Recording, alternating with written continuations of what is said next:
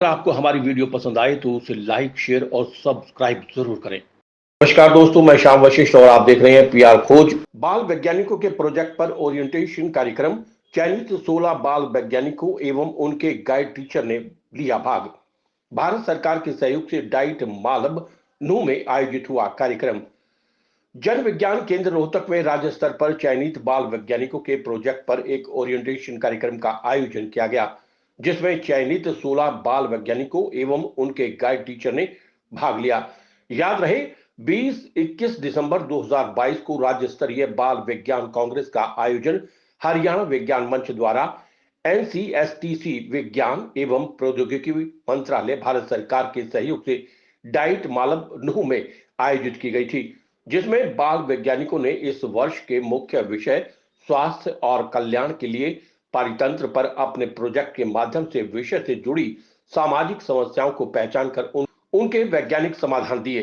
इसमें पूरे हरियाणा से 83 टीमों ने भाग लिया, जिसमें से 16 टीमों का चयन राष्ट्रीय स्तर के लिए हुआ, जो 27 से 31 जनवरी को साइंस सिटी अहमदाबाद में होने वाले कार्यक्रम में अपने प्रोजेक्ट की प्रस्तुतियां देंगे।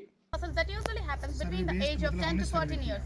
It causes physical and emotional type of changes. Precocious puberty. This means the girl child physical signs of sexual maturity develop too soon. It starts at the age of 8 years. दैनिक जीवन में दुकानों से तरह तरह की खाने की वस्तुएं खरीदते हैं और उन्हें खाने के बाद प्लास्टिक के कचरे को इधर उधर फेंक देते हैं, जिससे पर्यावरण प्रदूषित होता है और उस कचरे से सीवर व नालियां जाम हो जाती हैं। 12 से कम था, लेकिन जो एक उनमें से था उसका 12 से अबव था।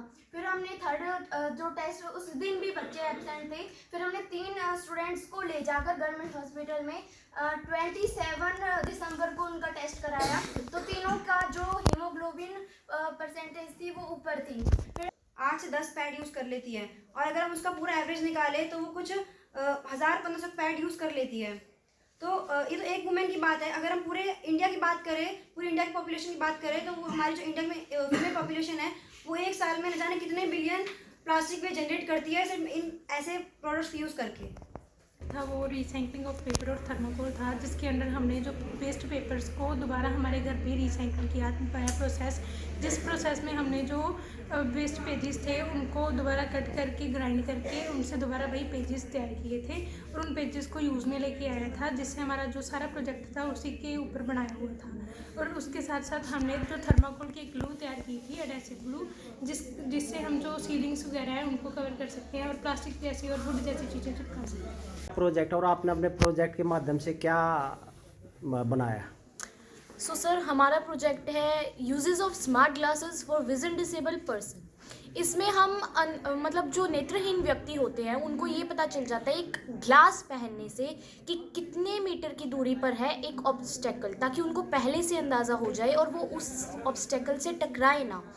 अभी तक का मेरा एक्सपीरियंस बहुत अच्छा था और अगर मैं अहमदाबाद गुजरात जाती हूँ तो और आगे भी जाती हूँ तो मेरा एक ही उद्देश्य रहेगा कि हर एक नेत्रहीन व्यक्ति के पास हमारा ये चश्मा हो, ताकि उसे इससे सहायता मिल सके, उससे अंदाज़ा हो जाए कि क्या ऑब्स्टेकल है, उसके आगे कितनी दूरी पर है। बच्चों ने मॉप अप जॉब नाम से एक प्रोजेक्ट बनाया, जिसमें उन्होंने हेयर फिल्टर बनाया।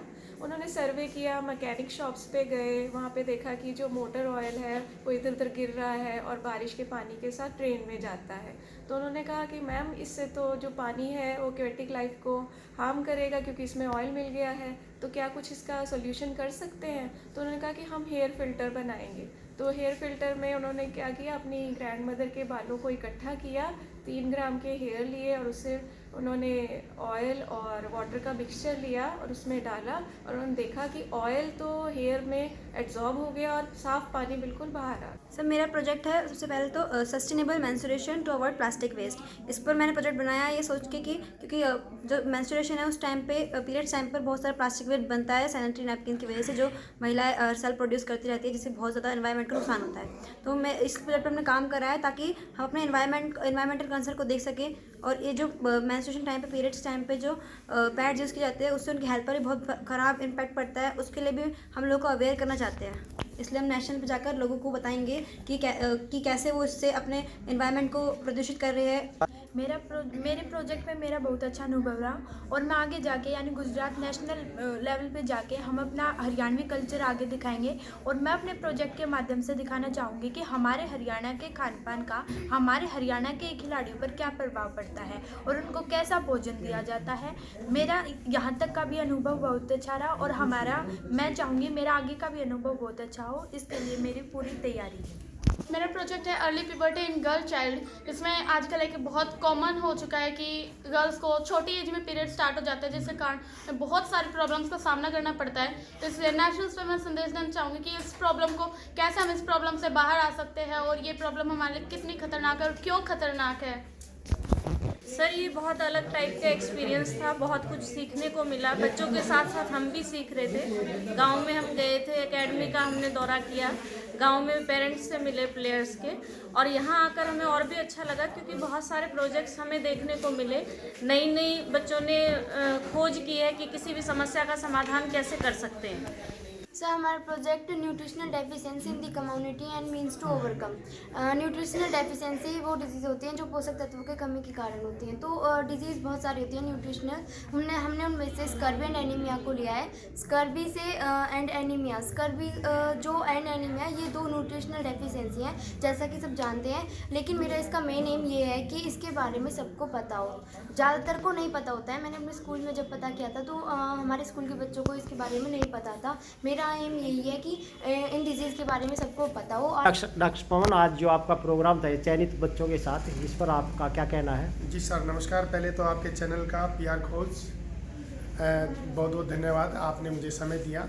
सर हमारे जो हरियाणा स्टेट के सिलेक्टेड प्रोजेक्ट्स थे, ये प्रोजेक्ट हमारी जो अभी 20 और 21 दिसंबर को राज्य स्तरीय नेशनल चिल्ड्रन साइंस कांग्रेस जो स्टेट लेवल की थी वो नूह में आयोजित की गई थी।